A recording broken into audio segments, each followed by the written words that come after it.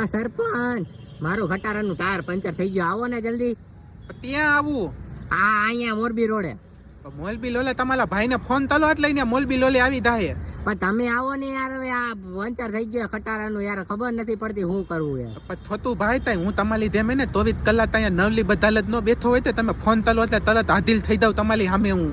આ તો તમને સરપંચ સી હાટું બનાવ્યા યાર, તો કઈ કરો હવે. થલપંત દામની થેવા કલવા હાતું બોલાવ્યા છે રે, મને બનાવ્યા છે કઈ માલે તમારી થેવા હાતું નથી બનાવ્યો થલપંત તમે. આ તો હું ગામમાં નથી રહેતો.